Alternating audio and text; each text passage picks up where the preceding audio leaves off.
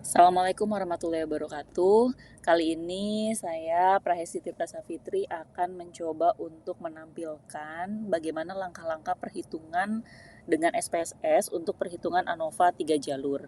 Sini ditampilkan pada variabel view itu adalah variabel terikat, yaitu dinamai dengan Y, hasil belajar matematika dengan ukurannya adalah data ordinal. Kemudian variabel bebasnya adalah metode pembelajaran, kemampuan awal matematis, dan media pembelajaran.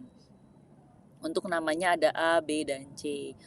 Untuk metode pembelajaran itu ada dua, yaitu yang pertama problem based learning, yang kedua adalah project based learning.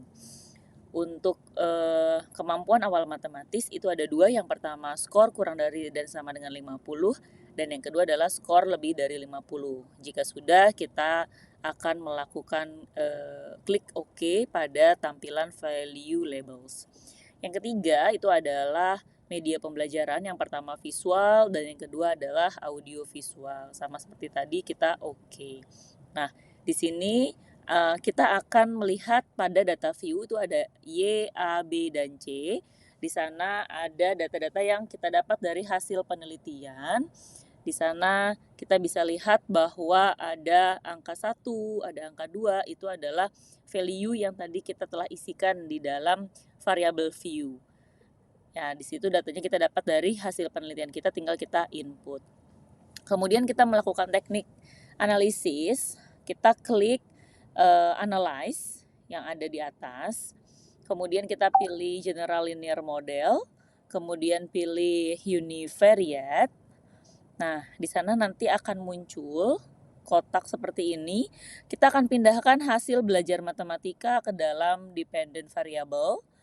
Kemudian metode pembelajaran, kemampuan awal matematis, dan juga media pembelajaran ke dalam fixed vector.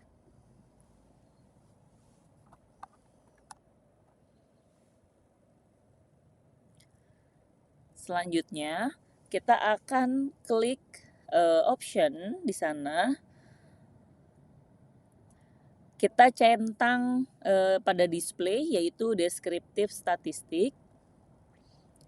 Kemudian kita akan klik continue. Selanjutnya kita pilih post hoc. Nah, di sana ada 3, ada A, B, dan C. Kita akan pindahkan ke sebelah kanan pada post hoc test 4. Kemudian pada equal variance assume-nya kita akan centang Bonferroni, Scaife, dan juga Tukey.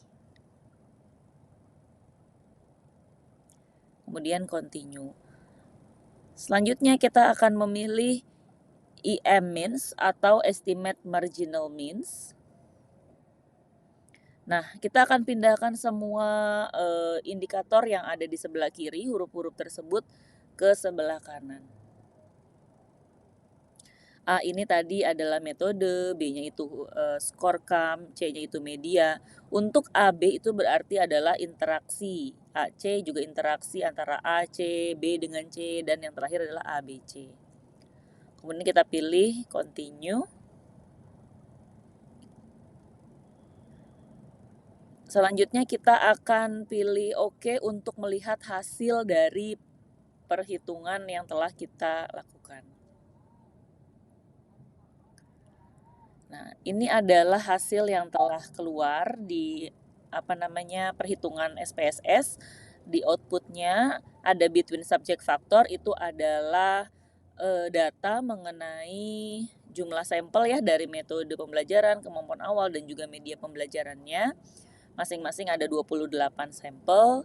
Kemudian ke bawahnya adalah deskriptif statistik, itu adalah data tentang keseluruhan mulai dari rata-rata, standar deviasi, dan juga jumlah data.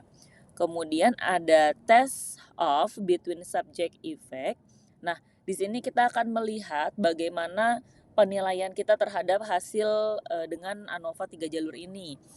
Jika nilai signifikansi lebih dari 0,05 maka H0 diterima dan H1 ditolak.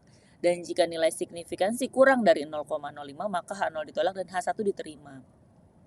Kita akan melihat satu persatu melalui tabel yang ada di sini, yaitu tabel test of between subject effect.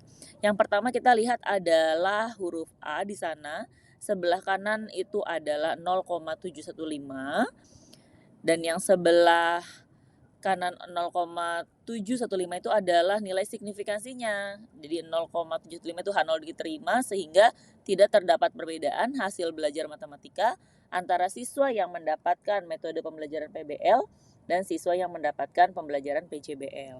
Kemudian yang kedua adalah B. B tadi adalah skor siswa. Itu juga sama 0,715 artinya H0 diterima sehingga tidak terdapat perbedaan antara hasil belajar yang memiliki skor KAM kurang dari sama dengan 50 dan yang lebih dari 50. Yang ketiga itu adalah antara media pembelajaran yang C yaitu 0,032 signifikansinya. Maka H0 ditolak karena kurang dari 0,05 sehingga kesimpulannya, terdapat perbedaan hasil belajar matematika siswa antara yang menggunakan media pembelajaran visual dan audiovisual. Nah, keempat yang berikutnya itu adalah interaksi ya antara A dengan B, A dengan C, B dengan C, dan A, B, C. Yang pertama A dengan B itu adalah 0,000 artinya H0 diterima, H0 ditolak sehingga terdapat interaksi antara metode dengan skor KAM yang mempengaruhi hasil belajar matematika siswa. Yang berikutnya adalah interaksi antara metode pembelajaran dan skor KAM. Itu skornya adalah antara metode pembelajaran dan media pembelajaran skornya adalah 0,466 sehingga H0 itu diterima dan kesimpulannya tidak terdapat interaksi antara metode pembelajaran dan media pembelajaran matematika media pembelajaran dalam mempengaruhi hasil belajar matematika siswa.